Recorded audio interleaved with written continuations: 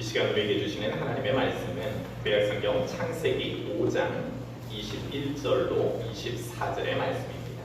창세기 5장 21절로 24절의 말씀입니다.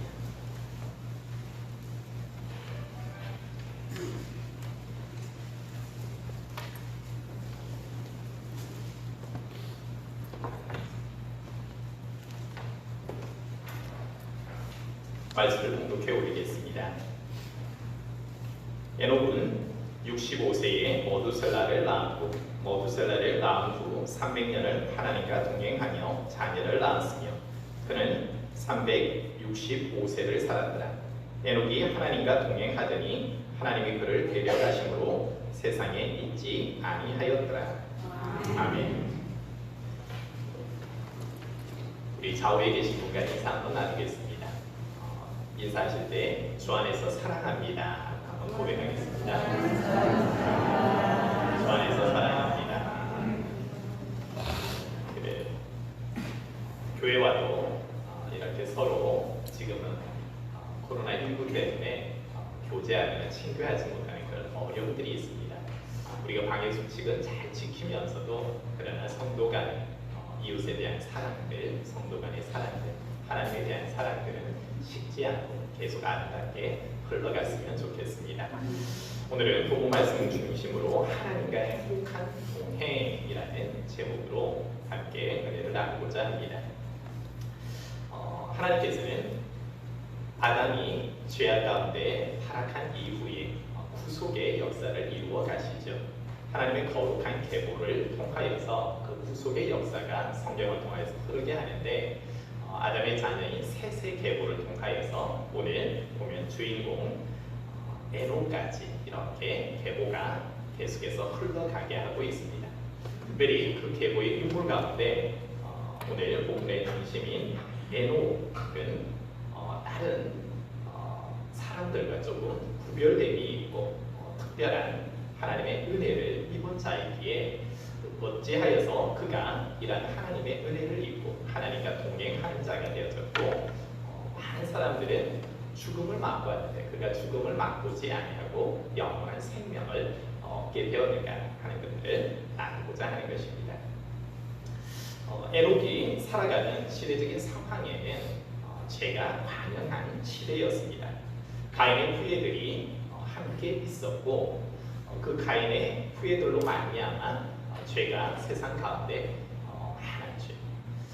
아직 노아의 홍수 심판이 있기 전이지만 이미 그 세상에는 죄가 가득한 가운데서 에녹은 특별히 하나님과 동행하는 사람이다라고 오늘 본문에서 두 번씩이나 언급을 하고 있습니다. 에녹이 어떻게 하나님과 동행하는 삶을 살았을까? 그리고 하나님과 동행하는 삶은 과연 어떤 삶인가 하는 것을 조금 더 구체적으로 한번 살펴보도록 하겠습니다. 에녹은 믿음의 사람이다 라고 할 수가 있습니다. 그의 삶이 온전히 하나님을 향한 믿음 가운데 살았다라고 할 수 있고 신전의식을 가지고 그의 삶을 살았다라고 할 수가 있습니다. 히브리서 11장 5절과 6절의 말씀에 보면 에녹에 관한 기사가 이렇게 기록되어지고 있습니다. 믿음으로 에녹은 죽음을 보지 않고 옮겨졌으니 하나님이 그를 옮기심으로 다시 보이지 아니하였느니라. 그는 옮겨지기 전에 하나님을 기쁘시게 하는 자라 하는 증거를 받았느니라. 믿음이 없이는 하나님을 기쁘시게 하지 못하나니 하나님께로 나아가는 자는 반드시 그가 계신 것과 또한 그가 자기를 찾는 자에게 상 주시는 이심을 믿어야 할지니라. 믿음이 없이는 하나님을 기쁘시게 할 수 없다라고 하면서 하나님께 나아가는 자는 반드시 그가 계신 것을 믿어야 한다라는 것이었습니다. 즉 에녹에 대하여서 히브리서 기자가 이야기하고 있는 에녹의 삶은 이 믿음의 삶으로 인하여서 하나님을 기쁘시게 해드리는 삶을 살았다라고 할 수가 있는 것입니다. 우리가 하나님의 부르심을 받고 우리가 믿음이 생기는 것도 하나님의 전적인 은혜로 가능하지요. 로마서를 우리가 통해서 이 믿음의 경로들을 우리가 알 수 있는데 하나님께서 예정을 하시고 하나님께서 때가 되어 부르시고 부르신 그들을 예수 그리스도를 믿게 하심으로 의롭다 칭해 주시고 의로운 그들이 다시 한번 영화로운 삶을 하나님은 살게 해주시죠. 지금 에녹도 이 제약이 반영한 세상 속에서 하나님께서 특별히 그를 불러주셨고 그때 에녹은 믿음으로 반응하면서 하나님이 하는 것은 즉 신전의식을 가지고 있다는 것. 내가 날마다 코란되고 하나님 앞에 서 있고 하나님 앞에서 내가 살아간다라는 그 믿음을 가지고 살았다라는 겁니다. 여기에서 우리가 조금은 더 집중해 보는 것이 에녹이 머두셀라를 낳은 이후에 보면 300년 동안 하나님과 동행했다라고 기록하고 있죠. 그러면 머두셀라를 낳은 후 300년을 하나님과 동행하며 자녀를 낳았으며 라고 기록하고 있습니다. 이 말은 한번 생각해 보면 300년을 하나님과 동행하며 자녀를 낳았다라는 것은 우리의 생활과 별반 다를 바가 없었다라는 겁니다. 우리가 가정을 이루고 사회 생활을 하면서 그 신앙생활을 하는 가운데 즉 죄악 속에 살아가지만 그 속에서 그가 살아가는 동안 300년이라는 긴 시간 동안 그는 한결같이 믿음으로 살았다라는 겁니다. 하나님과 그것은 끝까지 내가 하나님 앞에서 살아간다라는 것이지요. 이 한결같이 믿음 생활을 한다는 것이 결코 쉬운 것은 아닙니다. 즉 우리는 흔히 목표지상주의적으로 살아갈 수가 있습니다. 어떤 목표가 있으면 내가 그 목표를 이루었다 하면 더 이상 그러한 삶을 살지 않는 것입니다. 내가 이미 하나님을 믿고 구원을 받았으면 더 이상 그냥 구원받았기 때문에 나의 삶을 아무렇게나 식으로 그렇게 살 경우들이 그렇지만 이 믿음은 그렇지가 않습니다. 믿음은 에녹을 통해서 볼 때에 하루는 목표를 하나님의 내가 믿음으로 이미 구원을 받았다 해서 그의 삶이 하나님과 떨어지는 삶이 아니라 계속해서 매일매일의 삶 속에서 100년이 지나고 200년이 지나고 300년이 지나도 그 기간 동안 환경의 영향을 받지 않았겠습니까? 수많은 환경의 영향들을 그럼에도 불구하고 그 믿음이 되지 아니하고 하나님으로부터 떨어지지 아니하고 끝까지 믿음 생활을 잘 했다라는 겁니다. 이것은 하나의 믿음의 단계가 한 걸음 한 걸음 그는 성장하고 또 성장하고 오늘 살았던 것을 또 내일 살아냄으로 인하여서 그의 믿음이 점점 자라남을 이야기하고 있다는 것입니다. 그래서 성경에도 너희의 믿음이 어린아이와 같은 믿음이 있고 어른의 성인의 믿음이 있고 궁극적으로는 그리스도의 장성한 분량까지 된다고 이야기를 하고 있죠. 에녹의 믿음은 어린아이와 같은 믿음에서 그냥 하나님이 나를 불러주셨고 나를 구원하여 주셨다는 것은 끝이는 것이 아니라 그의 믿음이 300년 동안 하나님과 한결같이 동행하면서 그의 믿음이 자라서 어린아이의 믿음에서 성년 그리고 그리스도의 장성한 분량까지 하나님이 완전하다 할 정도로 의로운 자로서의 그 믿음이 자라났다라고 할 수가 있습니다. 다니엘의 삶도 마찬가지였죠. 수많은 인생의 신앙의 위기들이 있었다라는 것입니다. 고국 땅에 있을 때는 하나님을 마음껏 예배하고 찬양할 수 있었고 하나님의 성전에서 하나님께 나아갈 수 있었지만 그가 이제 나라가 망하여졌고 나라를 잃어서 포로로 잡혀왔습니다. 바벨론의 포로 생활을 하는 동안 그의 삶의 자리가 옮겨져 버린 거예요. 그렇다고 하면 내가 살아버려서 하나님이 우리를 멸망하게 했으므로 하나님은 더 이상 계시지 않는가라고 할 때 그렇지 않았다라는 겁니다. 하나님은 내 고향 예루살렘에도 하나님은 계셨고 지금 내가 바벨론 포로 생활하고 있는 이 낯선 곳에 포로로 잡혀와 있지만 여전히 하나님은 이곳에도 계신다라는 믿음을 가지고 있죠. 그래서 다니엘과 세 친구들을 보면 그들은 몸을 항상 포로 생활 가운데 있어서도 신전의식 하나님 앞에 내가 있다라고 해서 몸을 거룩하게 하지요. 먹는 음식도 구별하지요. 뿐만 아니라 다니엘을 보면 어떻습니까?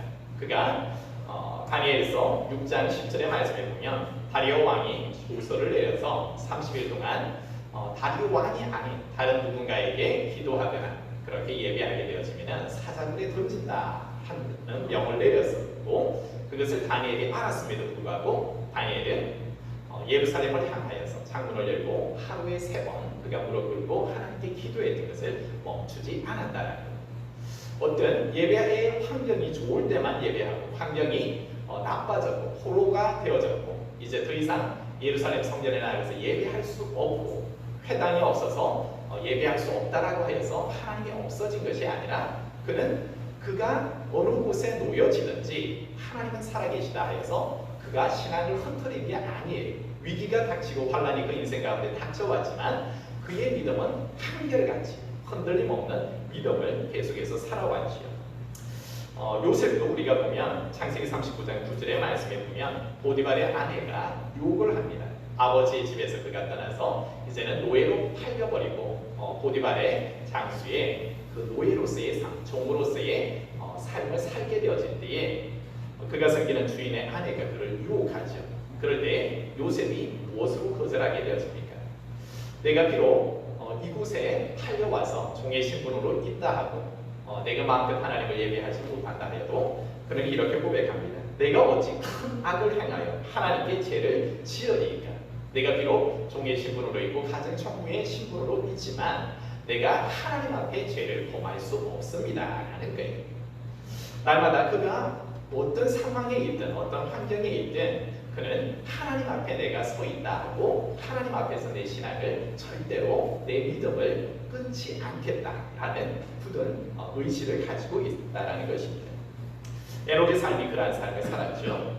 그냥 하루는 하나님 말씀대로 살고 또 며칠간은 1년 정도는 하나님의 뜻대로 살고 그 이후에는 내 마음대로 사는 것, 자기 소견대로 살아가는 삶이 아니라 그는 하나님과 300년 동안 동행했다라는 한결같이 그 믿음에서 흔들리지 않는 환경이 어떻게 변하건 간에 그는 끝까지 믿음 생활을 잘 했다라는 것입니다. 사랑하는 또 여러분, 오늘날 우리 앞에 있어서는 또 큰 환란들이 믿음을 지키는 데 있어서 어려움들이 닥쳐왔습니다. 나중에 강구 말씀을 통하여서 한번 성도님들께 말씀드리겠지만 오늘 영식으로 지금 경남 지역에도 서울, 경기, 인천과 같이 이제 교회에 대한 비대면 행정명령이 내려졌습니다. 그러므로 말미암아 이제 오늘 예배를 마지막으로 하여서 전체 예배가 새벽 예배부터 수요 예배 그리고 주일 예배까지 비대면 예배로 진행하게 되어집니다. 그래서 이제 온라인 예배로 우리가 하나님께 예배를 할 수밖에 없습니다. 실질적으로 오늘 이 자리에서 예배드리는 시간이 당분간은 마지막 예배가 되어질 수도 있다는 것입니다. 그리고 이제는 온라인을 통하여서 하나님께 예배하게 될 것입니다. 제가 비유를 들어서 말씀드렸듯이 다니엘의 자리가 포로 생활로 옮겨졌고 요셉의 신분이 그의 집, 그의 본토를 떠나서 포로 생활이 되어진다 하더라도 우리의 예배의 환경이 바뀌어짐으로 때로는 여러 가지 어려움들이 예상이 되어집니다.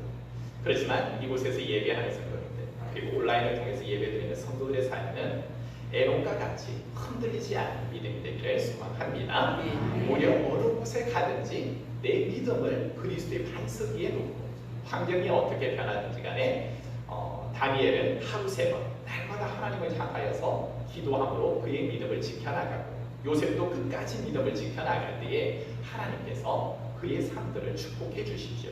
우리의 믿음 또한 여러분 코로나19로 하는 초유의 사태 속에서 하나님께 예배하고 싶어도 이제는 교회에 나와서 마음껏 예배 드릴 수 없는 상황이 되어져 버렸습니다.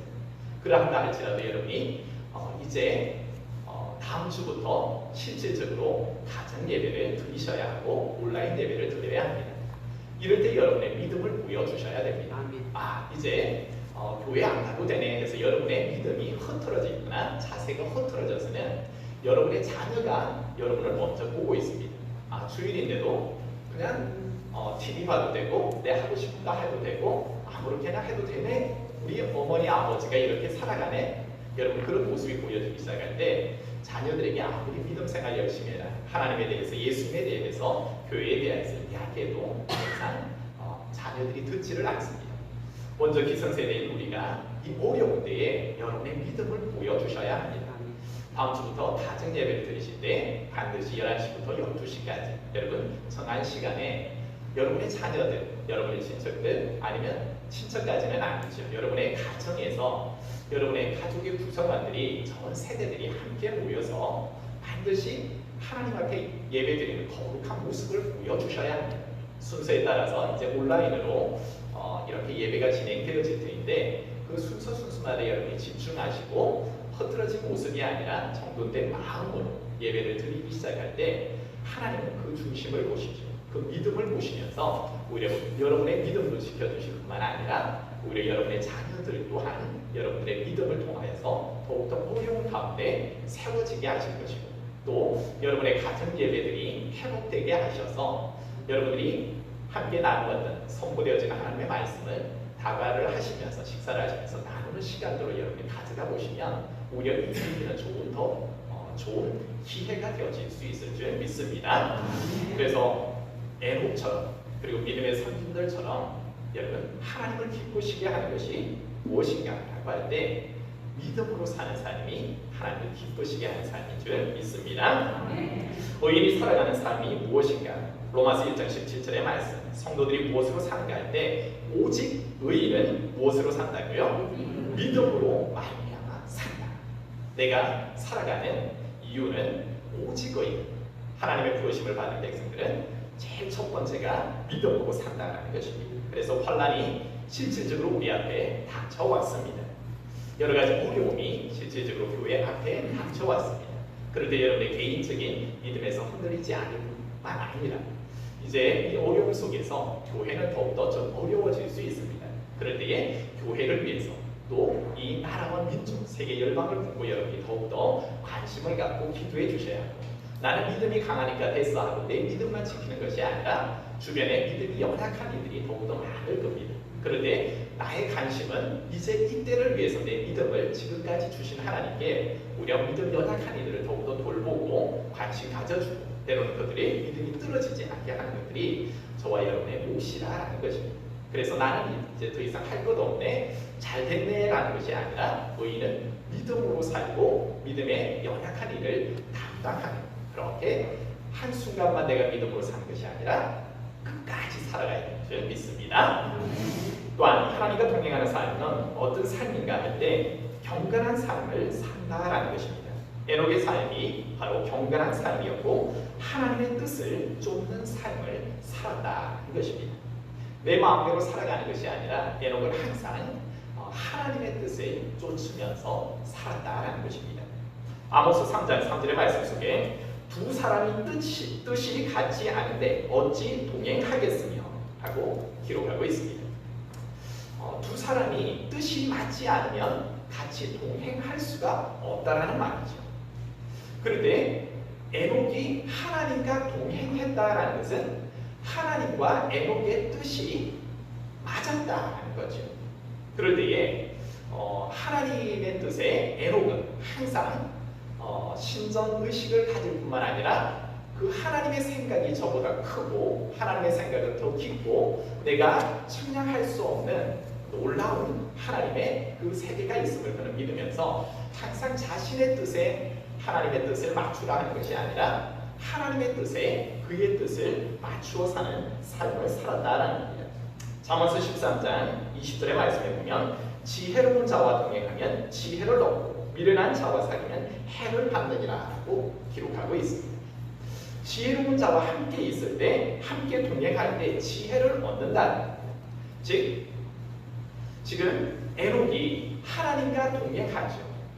지혜와 지식의 근본이 하나님으로부터 오기 시작하는데 하나님과 동행하면서 그는 지혜를 얻게 되어진 겁니다. 세상의 많은 지식이 아니라 그는 하늘로부터 오는 하나님의 지식을 얻게 되어지고 하나님의 계시의 말씀을 받게 되어지죠.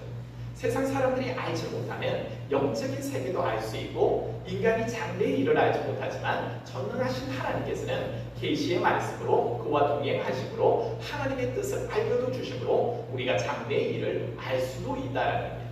그래서 예언하는 삶을 또한 살 수도 있다라는 사실입니다. 그럴 때에 하나님께서 그에게 말씀을 담아주실 때에 날마다 그의 말씀을 듣기를 즐겨했고 그의 말씀을 순종하기를 즐겨했다는 겁니다. 하나님의 뜻에 자기의 뜻을 맞추기 시작할 때에 나타나는 성도의 축복된 삶은 무엇이냐라고 하면은 날마다 그 삶이 새롭고 날마다 가슴이 뜨거워진다는 겁니다. 여러분 누가복음 24장 15절로 32절의 말씀에 보면 예수님께서 십자가에서 죽으시고 난 이후에 제자들이 흩어지고 엠마오로 가는 두 제자의 이야기가 나옵니다.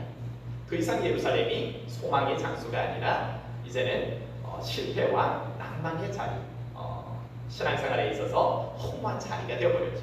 그리고 그들은 예루살렘이 아닌 엠마오로 향하여서 그들의 발걸음이 향하고 있습니다. 그때 예수님께서 그들과 함께 동행해 주시죠.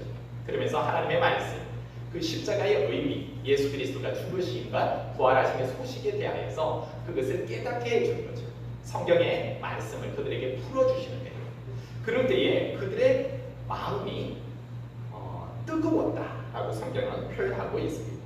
즉 하나님과 동행할 때 엠마오의 제자들이 찾아오신 예수님이 그들과 걸어주실 때 동행할 때 그들의 착잡한 심령, 실패와 좌절의 삶이 이제는 바뀌어졌고 불안함과 염려와 이러한 속에서 살아가는 것이 아니라 주님이 동행해 주심으로 주님의 말씀을 듣고 그 지혜의 말씀이 내 안에 가득할 때 그들의 가슴이 뜨거워지고 궁극적으로는 그들의 방향성이 바뀌어져 버리죠. 오히려 그들이 엠마오로 향하던 발걸음이 다시 한번 그 말씀을 쫓아서 예루살렘으로 향하여지고 증언하는 삶, 오히려 기쁨과 환희에 차서 하나님의 소식을 전하는 삶으로 바뀌어버리지 않습니다. 하나님과 동행할 때 이러한 기쁨들이 있다라는 겁니다. 하나님께서 그에게 지혜를 주실 때에 그가 날마다 하나님의 뜻이 옳습니다. 아멘으로 하답하고 날마다 그 뜻을 쫓아서 한 걸음 한 걸음 살다 보면은 그 삶 속에서 나도 모르는 사이에 의로운 자가 되어지고 하나님의 친구가 되어진다라는 겁니다. 요한복음 15장 14절로 16절의 말씀에 보면 예수님께서 제자들에게 이렇게 말씀하십니다. 너희는 내가 명하는 대로 행하면 곧 나의 친구라. 이제부터는 너희를 종이라 하지 아니하리니 종은 주인이 한 것을 알지 못합니다. 너희를 친구라 하였더니 내가 아버지께 들은 것을 다 너희에게 알게 하였습니다. 너희가 나를 택한 것이 아니요 내가 너희를 택하여 세웠나니 이는 너희로 가서 열매를 맺게 하고 또 너희 열매가 항상 있게 하여 내 이름으로 아버지께 무엇을 구하든지 다 받게 하려 함이라 라고 기록하고 있습니다. 무슨 말이냐면 하나님께서 내게 말씀하여 주시고 하나님의 뜻을 그대로 받고 그 계명을 한 걸음 한 걸음 지켜나갈 때에 하나님께서는 그를 나의 벗이다, 나의 친구다라고 친구를 삼아주시고 하나님의 아주 깊은 이야기까지 종은 알 수 없으되 친구에게는 하나님의 뜻을 그에게 알게 하여 주시죠. 그리하므로 궁극적으로 하나님의 뜻을 쫓아 날마다 그 말씀을 듣기를 사모하고 한 걸음 한 걸음 그 말씀에 순종해 가는 삶 속에 그가 누리는 것이 무엇입니까? 그것은 바로 예수님께서 말씀하신 너희로 가서 열매를 맺게 하고 너희 열매가 항상 있게 하고 그리고 내 이름으로 아버지께 구하면 구하는 모든 것을 내가 받게 하는 축복을 너희에게 주겠다라고 약속하는 거죠. 신명기 5장 33절의 말씀 속에서도 너희 하나님 여호와께서 너희에게 명령하신 모든 도를 행하라. 그리하면 너희가 살 것이요 복이 너희에게 있을 것이며 너희가 차지한 땅에서 너희의 날이 길리라 라고 이야기를 하고 있습니다. 하나님께서 그에게 찾아와 주셨고 동행하여 주시면서 그에게 주시는 말씀에 대하여서 하나님의 뜻이 맞습니다. 하나님이 하라 하신다면 제가 그 말씀을 쫓아 행하겠습니다. 그 도를 행하는 거예요. 한 걸음 한 걸음 하나님이 주시는 그 말씀을 마음에 새기면서 받기 시작할 때 가슴이 뜨거워지기 시작하고 한 걸음 한 걸음 또 사는 삶이 지혜로운 자와 함께 동행할 때에 지혜를 얻는다는 것이 세상 사람들이 걷는 죄악과 사망의 길을 걷는 것이 아니라 진리와 생명의 길을 걷고 의의 길을 걸음으로 하나님께서 그의 친구가 되어주심으로 그에게는 날마다 기쁨이 샘솟는 거예요. 새로운 지식이 그에게 더하여지는 거예요. 그래서 그는 사망 길을 걷는 것이 아니라 생명 길을 걸음으로 오히려 하나님께서 그에게 날마다 열매 맺는 삶을 살게 하시고 하나님께서 그에게 주신 더욱더 큰 복을 누리는 삶을 살 뿐만 아니라 그가 이 땅에서 구하는 것까지 그는 그 복을 누리면서 사는 삶을 산다라는 겁니다.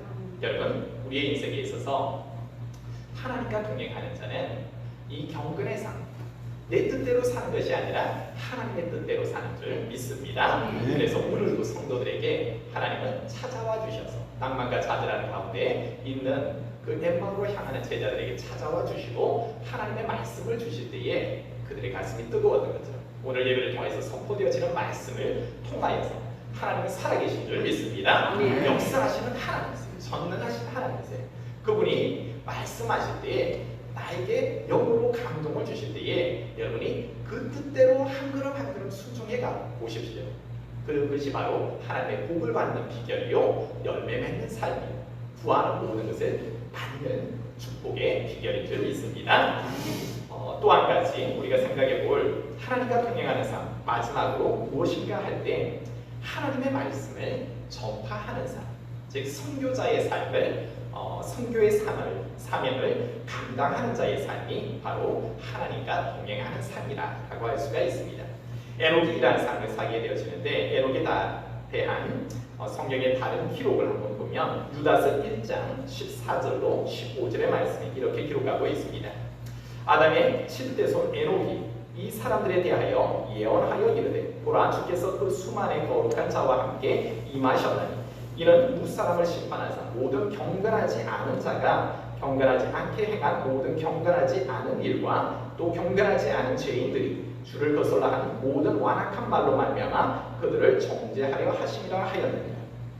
즉 에녹은 그 시대 상황 속에서 제약이 가능한 그 상황 속에서 그는 하나님을 만났고 하나님의 뜻대로 행하는 삶을 살면서 그는 여기가 좋사오니 하면서 언둔자적인 삶을 살지 않았다라는 겁니다. 깊은 산속에 들어가서 그냥 하나님과의 1대1의 깊은 사귐 속에만 있는 것이 아니라 유다서 1장 14절로 15절의 말씀에 보면 그는 사람들에 대하여 하나님의 말씀, 내게 들은 하나님의 말씀을 예언하였다라는 거예요. 즉 하나님의 심판이 있을 것, 죄가 가능한 그들을 향하여서 그들이 돌이키고 하나님께로 나아올 것을 선포하는 삶을 살았고 하나님의 말씀을 전파하는 삶을 살았다는 것입니다.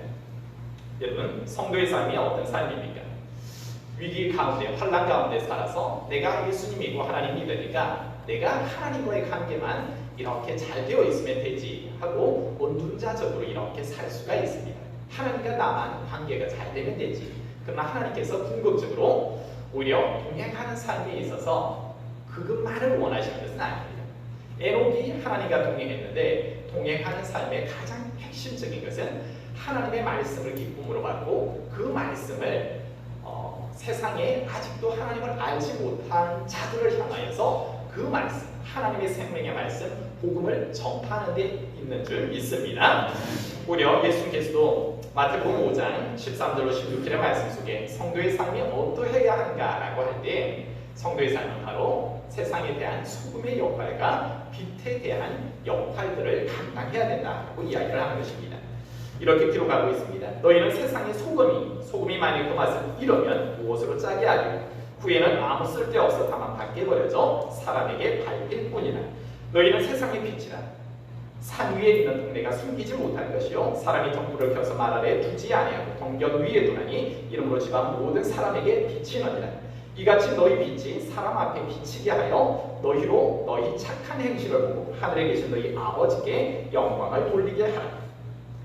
여러분, 성도에게 주어진 것은 바로 이 에녹에게 하나님은 죄악된 세상 속에서 살아가는 수많은 영혼들을 향하여서 하나님의 말씀을 선포하고 예언하는 그런 선지자적인 사명을 주어 그 사명을 감당하라 하였고 에녹은 이것에 충실하게 삶을 살아내는 사람입니다. 그리하고 말미암아 그는 하나님이 기뻐하시는 자다 라고 그는 인정을 받게 되어졌고 하나님과 동행하는 삶을 살게 되어졌죠. 예수님께서도 우리에게 부탁하시는 말씀, 너희는 세상에서 너희만 거룩한 자가 되지 말고 세상을 향하여 나아가서 썩어져가는 세상을 향해서 너희는 소금의 역할, 썩지 않도록 방부제의 역할을 감당해야 된다. 뿐만 아니라 어둠의 세력에 눌려있는 그들에게 너희는 환하게 그 어둠을 통하여서 어둠의 빛을 비추어서 오히려 그 어둠이 물러갈 수 있도록 하는 그 역할들을 감당해야 한다고 이야기를 하고 있는 것입니다. 이제 말씀을 맺습니다. 사랑하는 성도 여러분, 에녹의 삶이 하나님과 동행하는 삶을 살았다라고 할 때 크게 에녹은 세 가지의 삶에 충실하였습니다. 죄악이 가능한 세상 속에서 그는 의인은 믿음으로 산다라고 해서 나를 의롭다 칭해주시고 불러주신 그 하나님 앞에 믿음이 흔들리지 않았습니다.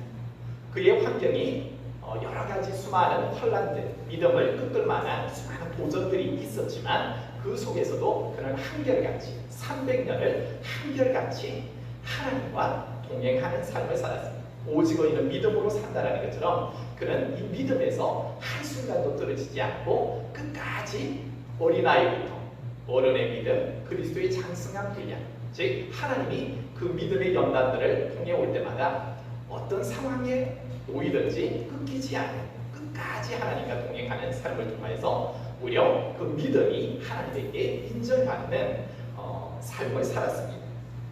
또한 뿐만 아니라 그는 경건한 삶을 살았죠. 때로는 세상을 살면서 유혹하는 것들이 많기에 내 뜻대로 육신의 소욕을 따라 살고 싶은 마음들이 있는데 그의 삶은 하나님 중심으로 향하죠. 날마다 하나님의 말씀이 옳습니다. 날마다 신전의식 속에서 하나님의 뜻을, 하나님의 말씀을 받고 그 말씀대로 살아가는 삶을 살죠. 그리할 때 하나님은 그를 친구라 하시고 나의 보시라 하시고 그를 의로운 자라 하셔서 하나님의 가장 깊은 것까지 알려주심으로 그는 세상 사람들이 알지 못하는 지혜로운 자가 되어집니다. 하나님은 그에게 날마다 복을 더하여 주시고 그가 구하는 것을 들어주실 뿐만 아니라 그의 삶에 열매를 맺게 하시고 그 열매가 일순간이 아닌 항상 열매를 맺게 해주신 하나님이셨습니다. 그러한 삶을 산 그에게 하나님은 다시 명령하여 주시죠.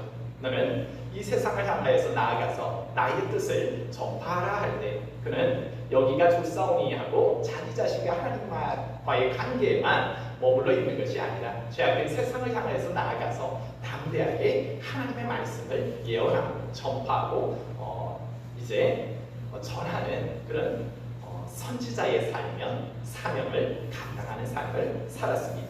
그래야로 말미암아 하나님이 궁극적으로 그에게 준 것이 무엇입니까? 오늘 24절의 말씀을 같이 한번 읽어보겠습니다. 시작! 에녹이 하나님과 동행하더니 하나님이 그를 데려가시고 세상에 있지 아니하였더라. 아멘. 하나님과 동행할 때 하나님이 친히 그를 데려가심으로 오히려 그는 죽음을 맛보지 않았어요. 지금까지 그 계보들 속에서 모두가 세상에 뛰어난 자도 잘생긴 자도 부를 가진 자도 용맹한 자도 다 죽었더라 라고 하는데 에녹에게 와서는 오히려 그가 죽음을 맛보지 않고 오히려 하나님과 함께 동행하고 하나님께서 그를 불러서 하나님 나라로 이끌어가죠. 즉 하나님께서 하나님과 동행하는 자에게 있어서 또 다른 삶이 있다는 것을 보여주고 계시죠. 인간이 죽는 것이 아니라 첫사람 아담으로 인하여서 모든 사람이 죽을 수밖에 없지만 인간이 모두 죽는 것이 아니라 하나님은 에녹을 통하여서 죽지 않는 삶이 있다는 것을 말하고 계시고 이 땅뿐만 아니라 하나님이 계신 곳이 있다. 영원한 본향이 있다는 것을 지금 에녹을 통하여서 가르쳐주고 계시죠. 즉 에녹은 예수 그리스도의 예표가 되어져서 하나님의 뜻을 쫓아 사는 삶 그리고 하나님의 사명을 감당하며 세상을 향하여서 하나님의 말씀을 전파하는 삶을 사는 얘기 하나님과 동행하는 얘기에 그는 이 세상에 있지 아니하고 예수 그리스도가 부활하시고 승천하는 것처럼 에녹의 삶 즉 하나님의 말씀이 임하고 그 말씀을 믿음으로 받고 한결같이 하나님의 뜻을 쫓아 살며 오히려 하나님이 하라 하시는 그 일들을 행하는 얘기 하나님과 동행하는 그 삶에 있어서 최후 승리를 주셨다는 겁니다. 죽음이 사망이 그를 엄습하는 것이 아니라 그는 죄와 사망을 이기는 삶을 하나님이 그에게 주심으로 궁극적으로 믿음의 성도들이 어떤 삶을 살아야 하는가 믿음으로 끝까지 의인은 믿음으로 살아가는 삶 자기의 뜻대로 사는 것이 아니라 하나님의 뜻대로 살아가는 삶 그리고 이 시대를 향해서 하나님의 말씀을 선포하고 그 예언자적이고 선지자적인 삶을 살아가는 이에게 하나님은 그와 동행하시고 그를 사망에서 생명으로 옮겨지고 이 땅이 아닌 영원한 본향에서 살게 하신다는 그 최후 승리를 맛보게 하신다는 겁니다. 이제 사랑하는 성도들의 삶 속에서 에녹이 이란 하나님과 동행하는 삶을 삶으로 이 땅에서 축복도 받았고 영원한 내세에서의 축복도 받았고 하나님과 동행하는 자로서 또 많은 사람들에게 그리스도를 예표하는 자로서의 삶을 살고 하나님이 친히 그의 믿음을 증언하여 주셨고 그의 삶을 기뻐함을 받으셨듯이 오늘 저와 여러분의 삶을 통하여서 하나님과 동행하는 자, 하나님을 기쁘시게 해드리는 자의 삶, 그리고 하나님이 주시는 이 모든 이 땅의 축복과 내세의 축복을 누려받는 저와 여러분의 삶 되기를 축복합니다.